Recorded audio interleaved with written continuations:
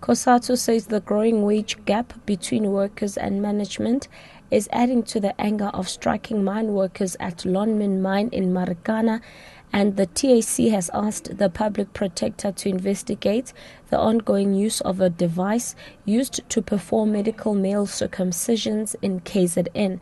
I'm Mosisiwa Khadebe with the latest news update.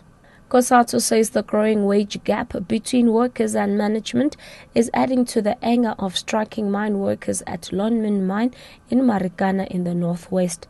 This is contained in a Cosatu national statement issued to all provinces. Cosatu in the Western Cape held a memorial service in Cape Town last night in remembrance of 44 people who died in the recent violent strike at the Lonmin mine. Cosatu's provincial secretary, Tony Ehrenreich, says workers operate under dangerous conditions, yet they are unpaid. They face death every time they go down the shafts, yet their monthly earnings are just 5,600 rand. Compare that to their bosses. The earnings of Lonmin's financial officer, Alan Ferguson, was 10 million rand a year, 854,000 rand a month, 152 times higher than the Rockdale operator. The Interministerial Committee on the Marikana tragedy says it left the memorial service held near the mine yesterday because it became political.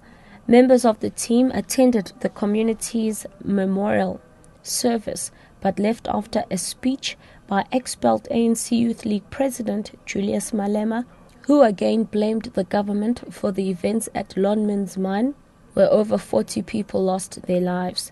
The committee spokesperson, Harold Maloka, says the memorial service started out peacefully until, as he put it, it unfortunately degenerated into a party political platform. Catch our special package on the inquiry at Lonmin on option 7. The state has told the Griquastad Children's Court that it will seek to prove 3 murder charges against a 16-year-old boy accused of murdering a Northern Cape family.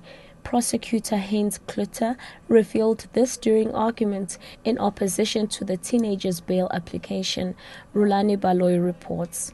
Dion Steenkamp, his wife Christelle, and their 14-year-old daughter Matela were shot dead on their farm No Hook on April the 6th. At the time, the boy told police he discovered the bodies in the living room and drove to the police station in town to report the killings.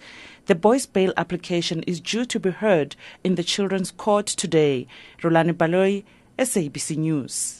And lastly, the Treatment Action Campaign has asked the public protector to investigate the ongoing use of a device used to perform medical male circumcisions in KwaZulu-Natal. TAC Provincial Chairperson Patrick Mdleche says they have laid a complaint about the use of the Tara clamp. He says the so-called TK has not been approved by the World Health Organization because it failed in the only clinical trial conducted to test its safety. All other provinces have rejected the device.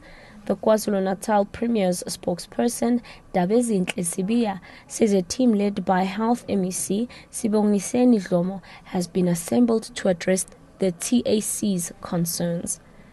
Catch the latest news anytime here on Newsbreak Option 1.